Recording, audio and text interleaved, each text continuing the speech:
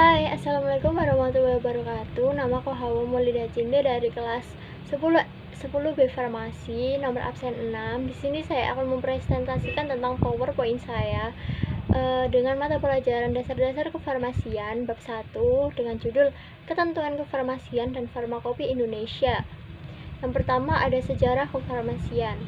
Kata farmasi berasal dari kata pharmakon yang berasal dari bahasa Yunani yang berarti racun dan obat. Ilmuwan-ilmuwan yang berjasa dalam perkembangan farmasi dan kedokteran adalah Hippocrates tahun 460 dan sampai 370 sebelum Masehi. Dokter Yunani yang memperkenalkan farmasi dan kedokteran secara ilmiah, beliau disebut sebagai bapak ilmu kedokteran. Dioscorides abad pertama setelah Masehi, seorang ahli botani Yunani yang merupakan orang pertama yang menggunakan tumbuh-tumbuhan sebagai ilmu farmasi terapan.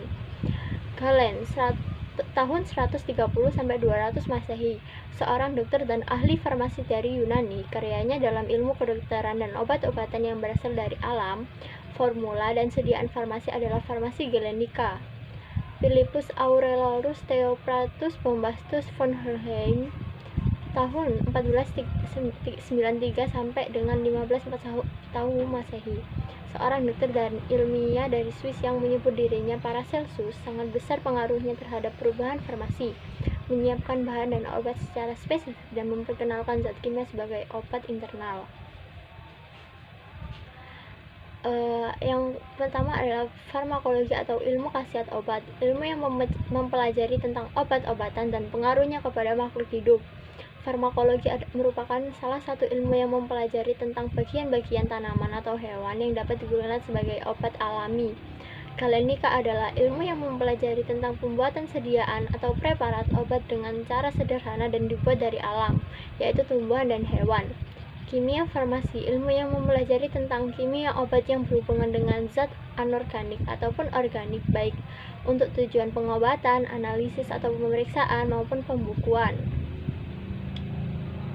Komponen monografi, bahan tambahan. Bahan tambahan yang dianggap tidak sesuai untuk sediaan resmi tidak boleh digunakan jika pertama, melebihi jumlah minimum yang dibutuhkan untuk menyebabkan efek yang diharapkan. Kedua, keberadaannya mengganggu ketersediaan hayati, efek terapi atau keamanan dari yang disebutkan dalam sediaan farmasi. Mengganggu penetapan kadar dan uji-uji lain yang dimaksudkan untuk penentuan kesesuaian dengan standar farmakope. Pemberian dan kelarutan. Monografi dapat mencantumkan informasi pemberian suatu bahan. Informasi ini tidak secara langsung dapat membantu evaluasi pendahuluan suatu bahan, tetapi tidak dimaksudkan sebagai standar atau uji kepemilian. Kelarutan suatu zat dapat dinyatakan sebagai berikut. Yang pertama adalah sangat mudah larut, yaitu 1. Mudah larut 1-10, larut 10-30, agak sukar larut 30-100, sukar larut 100-1000, dan sangat sukar larut 1000 sampai dengan 10.000.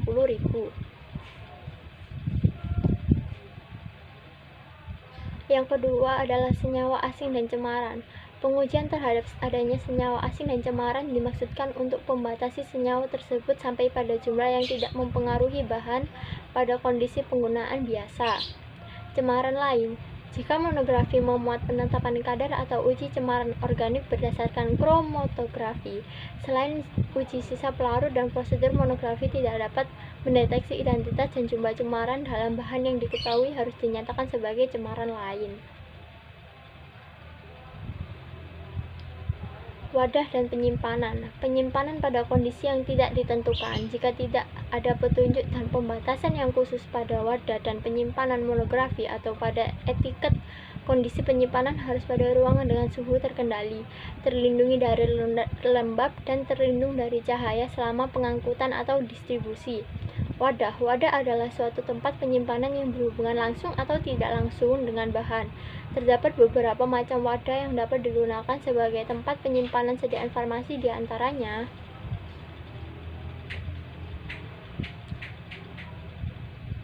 wadah, wadah tertutup rapat, wadah tertutup kedap, wadah satuan tunggal, wadah tersegel, wadah tidak tembus cahaya, dan wadah tertutup baik.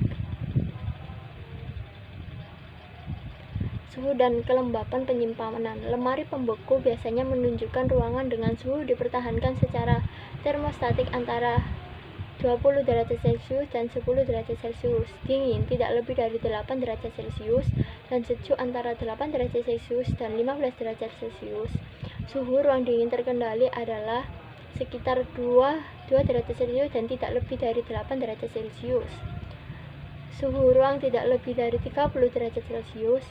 Suhu ruang terkendali antara 20 derajat Celcius dan 25 derajat Celcius. Hangat antara 30 derajat Celcius dan 40 derajat Celcius. Panas berlebih adalah tidak di atas 40 derajat Celcius. Terima kasih. Wassalamualaikum warahmatullahi wabarakatuh.